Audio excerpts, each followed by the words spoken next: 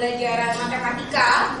Kita berdoa dulu. Yang pimpin doa Bu Intan minta. Oke, Deren. Silakan Deren.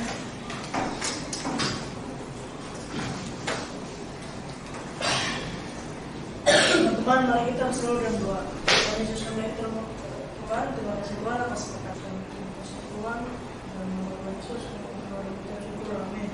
Amin. Thank you Deren. Kita sudah berdoa ucap syukur untuk kesempatan hari ini. Siapa yang tidak masuk hari ini? Ada yang tidak hadir? Lengkap ya? Berarti semuanya ada 28. Oke, good. Sama ya. Semangat. Semangat. Yes. Ulang lagi. Biar semuanya lebih fokus. Biar semuanya walaupun ini jam-jam yang luar biasa ya, jam 12 habis makan gitu kan, tapi tetap semangat untuk mengikuti pembelajaran. Semuanya tepuk semangat. Semangat. Oke, good. Dalam kegiatan hari ini yang pertama nanti ini berkaitan dengan pembelajaran kalian sebelumnya. Ya, tentang pengolahan data, tentang menafsirkan data. Minggu sebelumnya kalian sudah belajar tentang data, mengubahnya, memasukkan ke dalam bentuk tabel. Sudah mengumpulkan data, sudah belajar ya. Sudah membuat diagram data belum? Sudah ya. Sudah, oke bagus. Berarti untuk kegiatan hari nanti semuanya harus bisa tercapai. Karena yang pertama kita akan mengumpulkan data dengan data yang ada di sekitar kita, yang ada di ruangan ini. Nah, nanti yang kedua kita mau menyusun data menjadi bentuk tabel. Dari data yang sudah kalian kumpulkan dimasukkan ke dalam bentuk tabel. Lalu setelah itu kalian akan bekerja sama dalam kelompok untuk menyusunnya menjadi sebuah diagram batang, menyajikan dalam bentuk diagram batang. Nah, tidak lupa ingat ayat firman hari ini yang menjadi pedoman kita untuk belajar hari ini. Ada di Amsal 12 ayat 22. Bu Intan minta satu orang baca. Ini kita. Amsal 12 ayat 22. Orang yang menyesal hidupnya adalah pekerjaan yang berhikmat, tetapi orang yang berlaku setia dengan Tuhan. Oke, di sini ada yang di-highlight. Orang yang dusta bibirnya, apa itu dusta? Bohong. Dusta bibirnya itu kekejian bagi Tuhan. Berarti Tuhan suka nggak? Suka nggak sama orang yang suka dusta? Suka nggak? Enggak. Kalau begitu, kalau dilihat dari ayat firman Tuhan hari ini, Tuhan sukanya orang yang seperti apa? Berarti lawan kata dari dusta apa itu? Jujur. Apakah kita sudah jujur? Belum.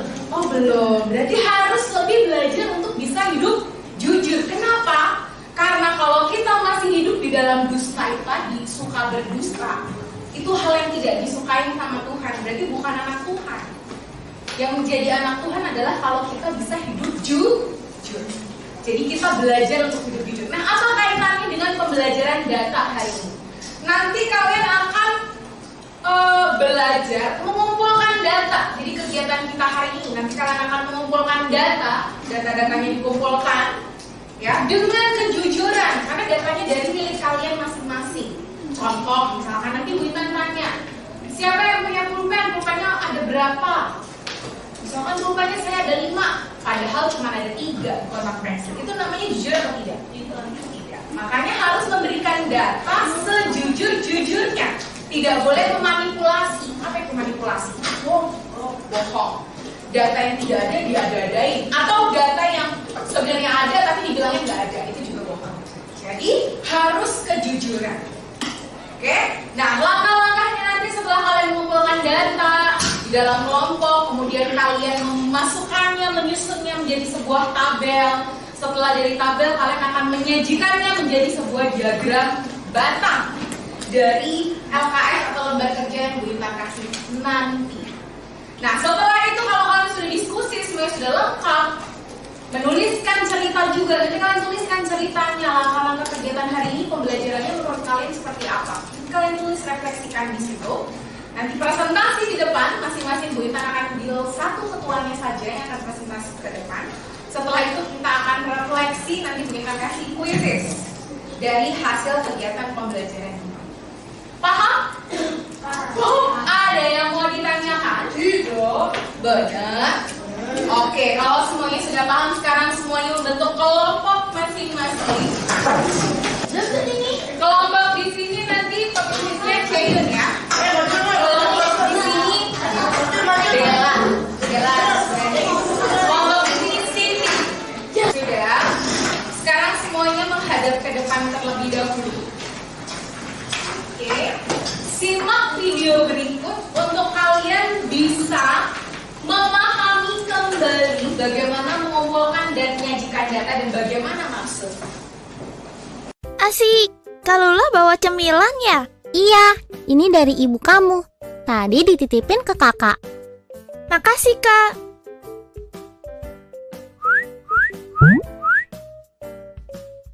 Wah, kesukaan aku semua.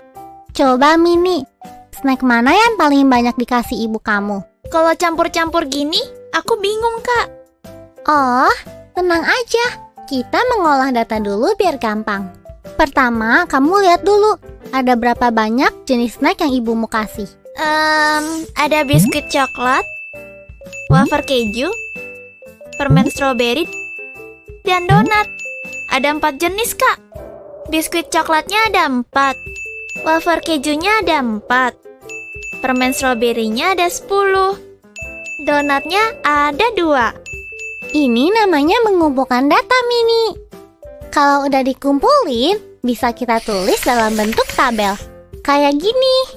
Yang kolom sebelah kiri untuk jenis snacknya, yang kolom sebelah kanan untuk jumlahnya. Wah, jadi bisa terbaca dengan rapi ya.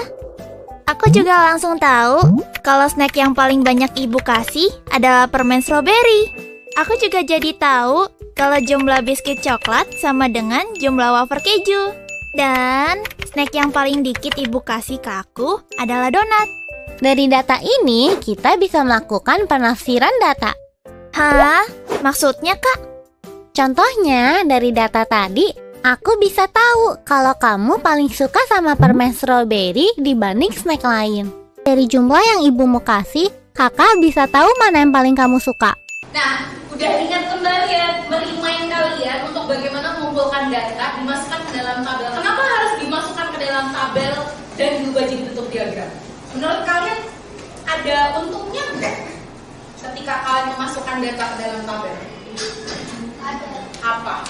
Lebih gampang membuat diagram karena tabelnya Tabel membantu kita untuk membuat diagram data. Oke, setelah jadi diagram data, memudahkan kita untuk apa? baca data membedakan Satu apa? Oke, lebih gampang mengerti dan menafsirkan. Oke, lebih mudah dibaca, gitu kan? Jadi tahu, oh ini yang tertinggi, berarti banyak datanya yang paling banyak yang ini, paling rendah yang mana. Jadi lebih mudah dibaca, ya. Nah, sekarang tugas kalian sudah ada di meja kalian masing-masing. Lembar kerjanya, Bu Intan jelaskan masing-masing kelompok. Kelompok yang A dulu, kelompoknya Ceyun. Kelompok Ceyun di sini tugasnya adalah menghitung banyaknya warna dari barang-barang milik teman-teman kalian. Contoh, misalkan biru. Siapa yang punya warna biru di sini? Nah, Ceyun dan teman-temannya hitung ada berapa warna biru benda-benda ini. Lalu kamu tulis di tabelnya biru jumlahnya berapa. Paham? Ngerti ya? Nah, minimal 3 warna aja, nggak usah banyak-banyak. Oke? Bisa? Bisa langsung kerjakan. Kelompok B mengumpulkan informasi jumlah buku atau benda yang ada punya kalian ini. Misalkan benda pertama, gunting. Ada bawa gunting nggak? Bawa. Gak apa-apa, nggak bawa nggak apa-apa. Berarti guntingnya cuma ada 1, 2, 3, 4, 5. Aku tulis di sini gunting 5. Ngerti? Bisa ya? Minimal 3 benda, nggak usah banyak-banyak. 3 benda aja di kamu. Oke, silahkan langsung ditulis di tabelnya. Kalian caranya adalah menghitung jumlah langkah satu persatu. Menghitung jumlah langkah dari pintu menuju papan tulis yang tengah. Oke, nanti sini yang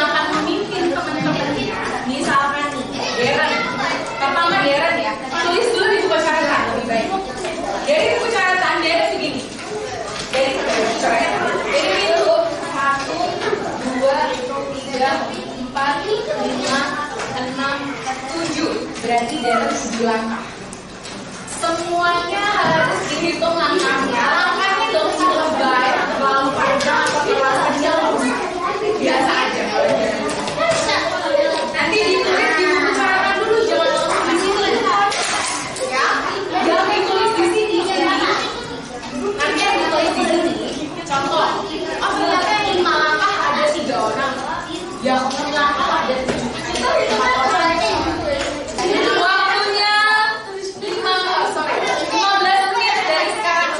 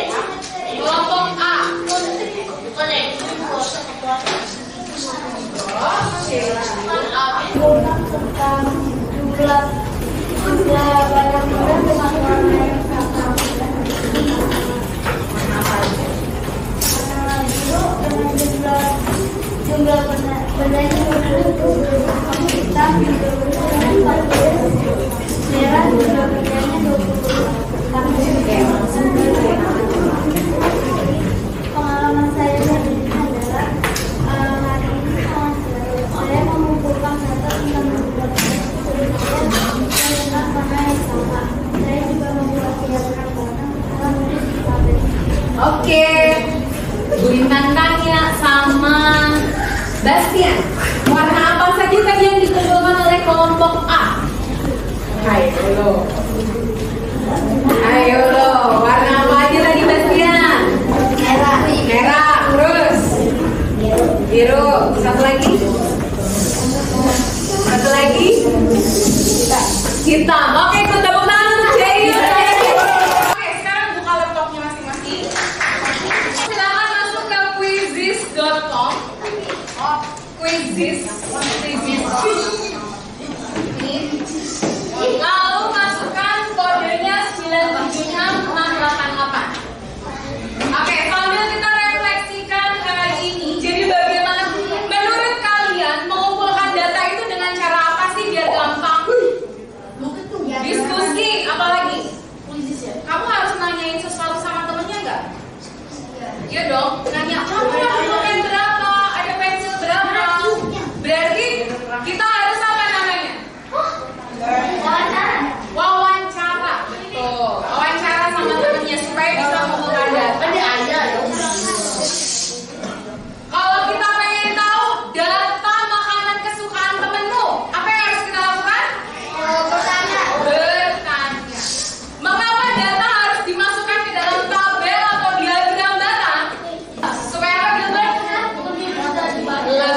dan dibaca. Oke, good. Yang lainnya nanti bisa langsung menyusul. Bu Intan langsung stop sekarang. Langsung kalian bilang jangan ya.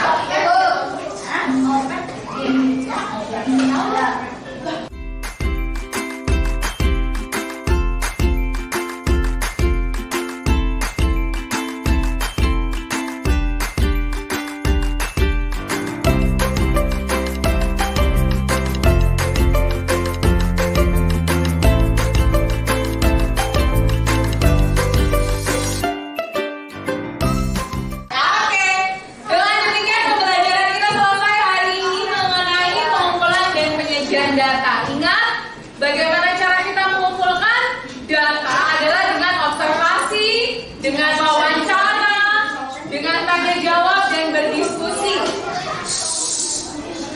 Dan ada berapa macam diagram yang kalian ketahui yang sampai sekarang sudah kalian pahami?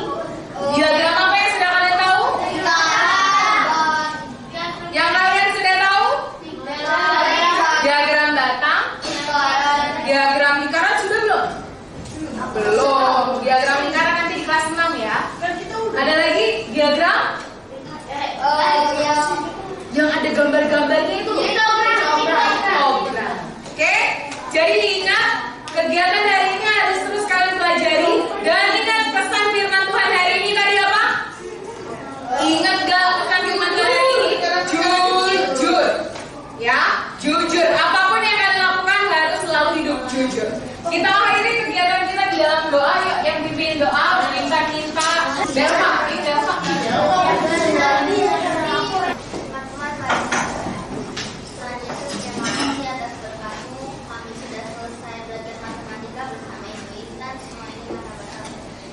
Semoga materi yang diajarkan Ibu Intan bisa kami ingat selalu dan jatuh hati. Terima kasih Tuhan Yesus. Di dalam nama Tuhan Yesus kami berdoa dan mengucap syukur. Amin.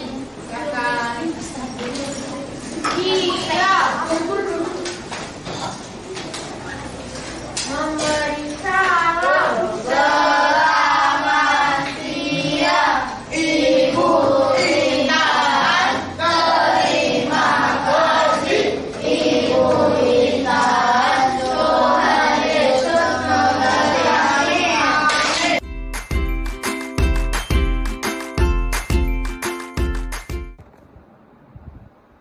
Halo semuanya, nama saya Nikita dari kelas 5.3. Hari ini saya baru saja selesai belajar dengan Bu Intan mengenai matematika. Di pelajaran matematika, kami belajar mengenai diagram batang. Di diagram batang, kami mempraktekannya dengan menghitung berapa banyak langkah yang kita butuhkan dan menghitung berapa banyak benda yang mana yang sudah ditentukan, lalu merubahnya menjadi diagram batang. Di pelajaran ini, firman Tuhan yang terkaitkan adalah Amsal 12 ayat 22. Di mana Tuhan tidak suka dengan mulut orang berdusta. Sama seperti kita membuat diagram batang, kita tidak boleh memasukkan data yang sudah kita hasilkan. Itu saja yang bisa saya katakan. Terima kasih sudah mendengarkan. Tuhan Yesus memberkati. Halo semuanya, nama saya Darren. Saya habis belajar dengan Bu Intan tentang diagram batang. Dari sini saya dapat belajar bahwa diagram batang dibuat dari data-data yang penuh dengan kejujuran, bukan dengan kebohongan. Saya dapat menghubungkan dengan firman Tuhan dari Amsal 12 ayat 22, di mana dikatakan bahwa Tuhan lebih suka kepada orang yang mulutnya jujur dan setia dibandingkan dengan orang yang mulutnya penuh dengan kebohongan. Dari sini saya dapat belajar dengan kesimpulan bahwa kita sebagai orang-orang percaya harus mengumpulkan data dengan baik, bukan dengan kejahatan alias kebohongan. Terima kasih, itu saya yang saya mau sampaikan. Terima kasih.